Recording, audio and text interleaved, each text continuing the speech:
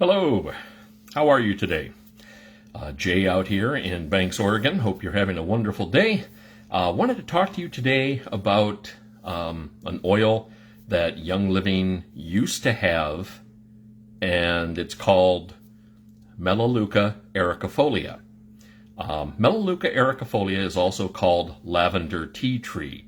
And when we first started with Young Living back in 2015, we had heard about this. Oh, there's this wonderful Melaleuca family that we have. We have tea tree, Melaleuca alternifolia, which is the original tea tree. We have Melaleuca quinquenervia, which is another type of tea tree. And there are other tea tree oils out there, such as myrtle, that's part of the tea tree family. Also, Kunzea, that's part of the tea tree family. Eucalyptus is also part of that same botanical group. So there are a lot of tea tree type plants out there that are being used for essential oils. But it always intrigued me about Melaleuca ericifolia, lavender tea tree. Now it's so called because it has the properties of tea tree, being a tea tree plant, and it also has like floral notes to it, which is where it gets the lavender name, the lavender tea tree. And I thought, is this a blend? Did someone combine Melaleuca alternifolia, the regular tea tree, this one here? Did they combine that with lavender? And somehow, it got mixed up and it's put in the single oil category instead of the blends category? No. Melaleuca ericifolia is its own botanical genus. It's its own plant. Grows to about 11 to 15 feet high. It's really nice. It's really nice. It smells wonderful. Because how do I know this? Because, like I said, Young Living discontinued the Melaleuca ericifolia.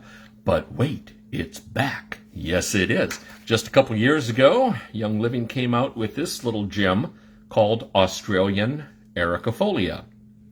All right, yeah, that Ericifolia name in there, that got me thinking, is this a blend of Australian oils and they're calling it Ericifolia, or it contains Ericifolia? Australian Ericifolia is Melaleuca ericifolia. Same plant, single plant. It's not a blend. It is the lavender tea tree, which is what I was searching for.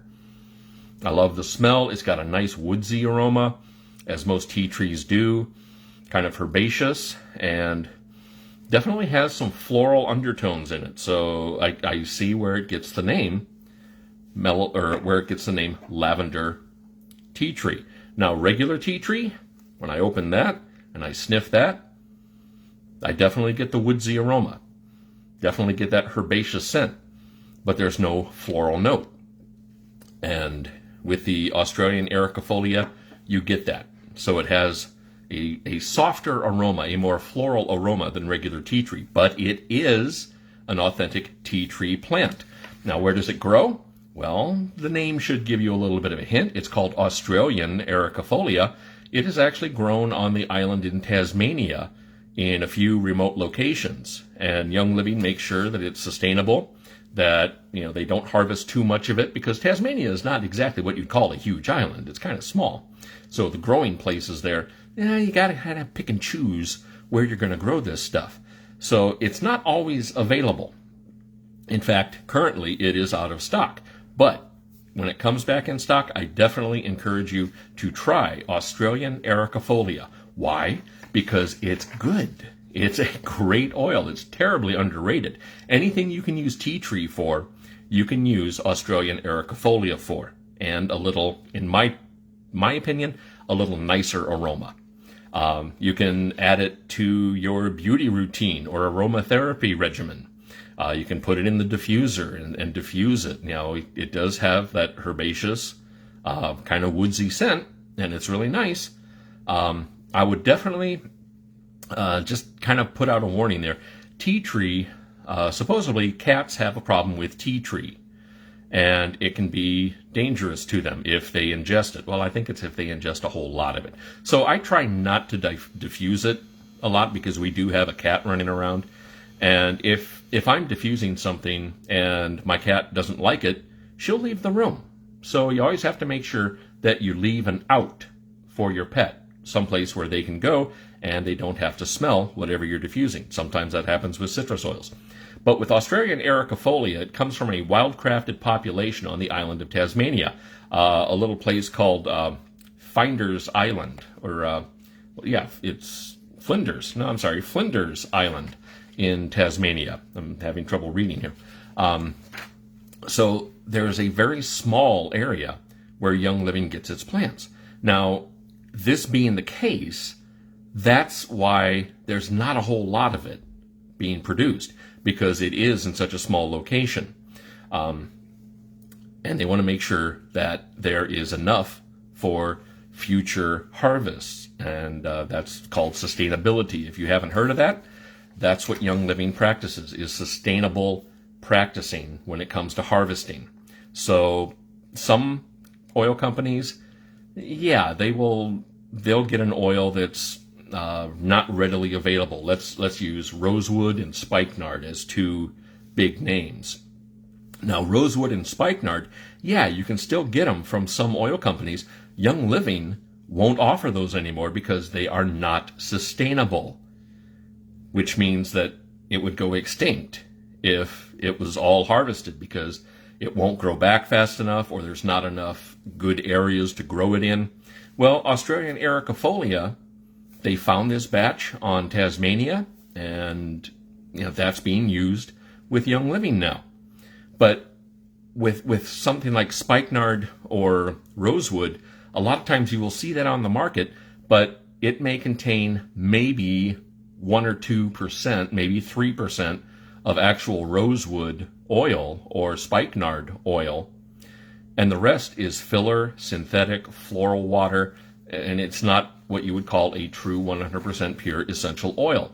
Yet the U.S. government allows you to say it's 100% pure, even if you only have 3 to 5% real oil in there. The rest can be fillers, synthetic, stuff like that, and you can claim 100% pure oil.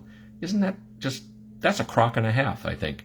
But that's one reason why Young Living practices sustainable harvesting, and they won't offer some plants. I thought that's what happened with Melaleuca ericifolia. I thought it was something that was not sustainable, and I thought that it was gone for good, and that if I wanted to try it, I'd have to go to some cheap brand and find something that was highly diluted, could be synthesized, it could just be floral water, you never know. But I'm so glad that Australian Ericifolia is back with Young Living, because this is one you definitely should have if you don't like the aroma of tea tree, if you don't like the Melaleuca alternifolia or the Melaleuca quinquenervia, if you think those are a little too harsh or a little too herbal and you'd like something more floral, try Australian Ericifolia. It is a pure tea tree oil, and it is wonderful. It is $39.50 for the 5 milliliter bottle, and that is the discount price. And if you want to get it, again, it's out of stock right now, but it should be back relatively soon. Young Living's being really good about getting things back in stock, don't you think? You can use it with, like, Breathe Again or your favorite carrier oil. Use it as a chest rub. You can put it in your shampoo, because tea tree is really good for your hair. And since this is part of the tea tree family, you can use it and get that lavender aroma that a lot of people absolutely love. So that's my take on an unsung oil, one that's not well known, but is usually available. Again, not right now because it's out of stock. Australian Ericifolia. Give it a shot, will you? Hope you have a wonderful rest of the day. Until we talk again, take care. God bless.